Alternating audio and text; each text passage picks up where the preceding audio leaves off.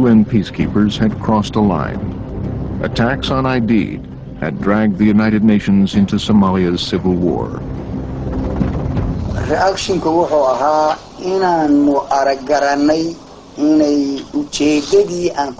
We realized for the first time that they had not come here as a neutral force to rebuild Somalia. They were following their own aims and taking sides between the warring factions. Aidids concentrated his attacks on the Americans. So the U.S. decided to deploy an elite unit capable of locating and seizing the warlord. In August, Task Force Ranger commenced operations over Mogadishu. In the city, they didn't care for us. And I guess their culture, the biggest way of insulting somebody is showing them the bottom of their shoe.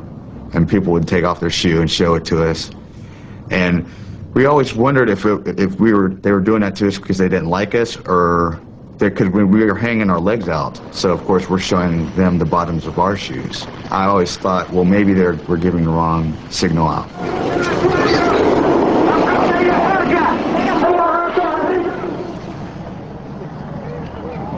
Accurate intelligence was vital if the Rangers were to hunt down Aidids in the teeming streets of Mogadishu. The code name for our intelligence source, I believe, was Lincoln. Basically, what he was going to do was, when he was in proximity to Aidids, he was going to alert us somehow. People were wondering, okay, is he giving us the correct information, or is he, giving us bogus information? We're not really sure. I mean, that's what I was thinking, I wasn't sure. They did not have good intelligence for locating General Aidids. They never came close to him. The Somalis they used for intelligence, we used them. We used the same Somali informers that they used. We knew who they were, we knew where they were, we knew them. Negative, Cheetah, but it looks like we're going to have no choice but to go port road, given what we've run into on the other ass. This video was shot by a team of CIA operatives in Mogadishu. The CIA station chief believed his intelligence was so accurate that he had been the first to urge Washington to send what he called a SWAT team to snatch Aidids. But in practice, the CIA bureaucracy didn't work so smoothly. The tactical intelligence that we were developing on an hourly basis over there, we were not able to directly feed it to the particular ranger unit that was conducting its operations over there. And what we were forced to do was transmit all this information back to headquarters, and then let headquarters determine what would be disseminated and what would not be disseminated. And sometimes this would take anywhere from 12 to 72 hours. In the midst of the manhunt, the Clinton administration opened a secret initiative to negotiate with Aidids. Former President Jimmy Carter, who had a previous relationship with Aidids, volunteered to act as intermediary. But nobody told U.S. commanders in Mogadishu. Nothing had ever been communicated to the field. I mean, we had no idea about that. I mean, I wish that if that is the case, that somebody 3 weeks before that, whenever they just somebody had made that decision back there, had told the military chain of command to cease and desist in this effort to bring Aidids to justice. Then on Sunday, October 3rd, at 1350 hours, the Rangers received a piece of urgent intelligence. Suddenly we have information from reliable sources indicating a big meeting going on in a hotel with all of Aidids advisors and with Aidids himself. The prize of prizes. That type of information had never been communicated to us before, and it was almost like they were holding this little carrot out in front of us. We bite. We believe it. And then we send the Rangers into action. And we got snookered. October 3rd, 1993 was a Sunday, a day off. By now, the Rangers had spent 39 days in Somalia and had launched several unsuccessful raids in their hunt for Aidids, whom they codenamed Elvis. The call came down that, Elvis has been spotted, another Elvis sighting. And I remember walking out, and it was such a nice day. I mean, it was a classic I mean, sunny. It was beautiful. We had a nice breeze coming in off the sea, and it spooked me.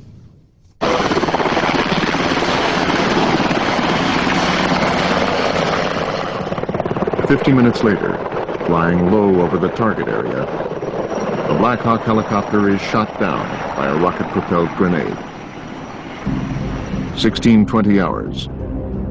The Black Hawk has crashed in a rat's nest of alleys 5 blocks from the Olympic Hotel.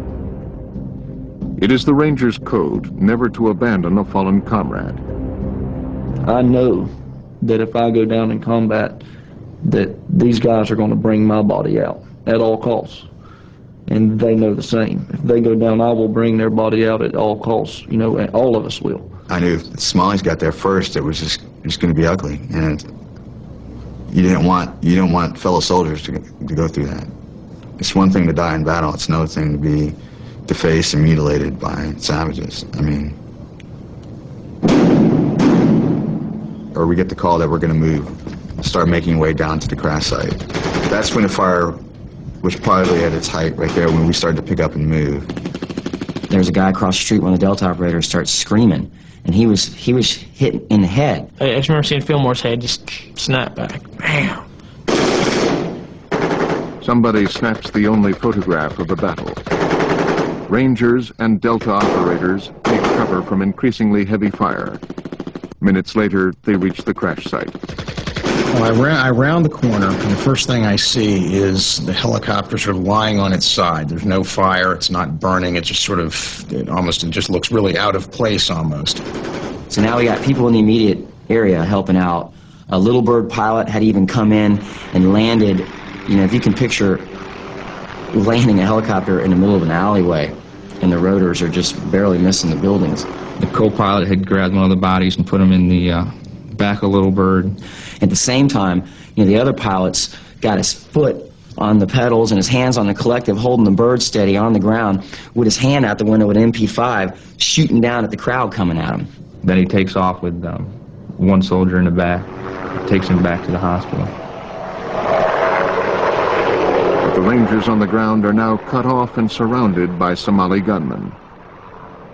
Weeks later, General Aidids was to boast that this situation was exactly what he had foreseen and planned for. I talked to Aidids at great length about the day of the Battle of Mogadishu and the tactics involved. And he made the determination that the helicopters were the vulnerability or the center of gravity. And so when they held the meeting, he put people on the roofs of the houses around the meeting place with machine guns and rocket launchers, and they were to concentrate all their fire on the helicopters. He really believed if he shot a helicopter down, that would cause them to gather around the helicopters. They could fix them and pin them in one area. Late afternoon, the Rangers are still pinned down at the crash site. I look up in the air, and I see the grenade come over the wall. Brown, gray, yellow letters. And I just watch it fly through the air. I watch it hit the ground, see the spoon pop off. The grenade landed right in front of Colette's head, probably about 6-8 inches in front of his head. Your average grenade probably has a time of about 5 seconds. I remember yelling as much as I could. And I remember looking at Colette thinking, this is bad. This is probably the last time I'm going to see him in one piece. And that thing went off. Boom! I just remember, you know, sitting up and yelling, Colette! Colette! And there's all this dust and dirt. And, you know, I'm thinking he's smoked. I started calling people's names. I was like, Strauss, you okay? He's like, yeah. Nether, you all right? I'm good. Erico, you okay? And I yelled for Colette. I was like, Colette. Colette. And he was like, yeah, dude. I was like, okay. Colette, you know, you're still alive. Right here, I'm all right, Sergeant. I mean, it was just that dull, Ben Stein voice, you know. It was just so out of place, you know. I mean, I was just screaming, wigging out, and all of a sudden, I'm freaking, and Colette's cool. Unfortunately, the way grenades work is they're on the ground, they blow up and out. And since we were so close, it blew right over us. I mean, nobody was hit. Meanwhile, 5 blocks away at the Olympic Hotel, the ground convoy is ordered to fight its way to the crash site. we started to drive our vehicles. And it was like good for 20 seconds. We were doing about 30 miles an hour turning down that driveway, and all of a sudden we turned that first right from the alley adjacent to the Target building. And we were like, brakes went on, and then it just, I mean, we got ambushed right there on that intersection. Cavaco got killed, Ruiz got shot to the chest, I was shot in the back, Williamson got shot in the leg. While we were fighting the Americans who had come down in the helicopters, we were told that there were reinforcements coming for the Americans. We then immediately started to build barricades to stop the convoys. The Somalis would put out burning tires with gasoline on them, wrecked hulks of vehicles. That was a perfect site for an ambush. They figured we're going to stop, and they're just going to have their day with us. Our driver just drove right through this huge wall of flame. I mean, you just feel the flame just engulfs. You feel that heat. And I was praying to God like there wasn't a leak in a gas tank or so that we just blow up. As we would go from block to block to block, you could look down to the side streets and see a group of Somalis with weapons running to set up an ambush a block ahead of you. You could hear a lot of small arms. Then the RPGs started exploding. And the volume of fire was just so intense that I don't know how any of us made it out alive. I really don't.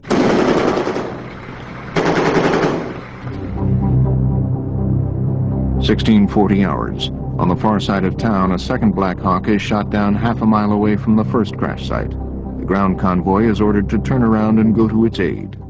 The alleyways and streets just became a maze. They were literally, it was completely confusing. The colonel was trying to talk with the helicopters to find out which way he needed to go.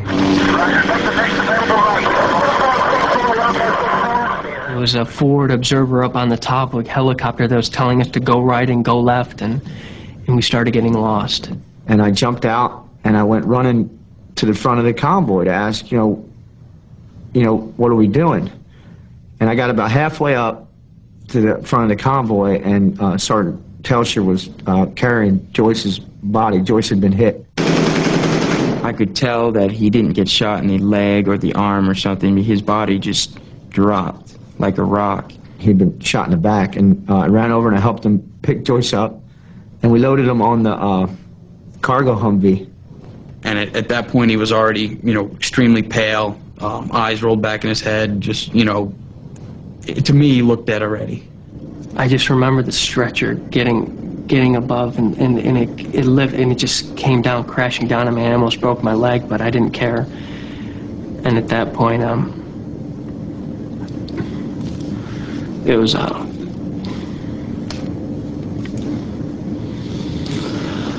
Sergeant Joyce, and well, what did you see? I didn't.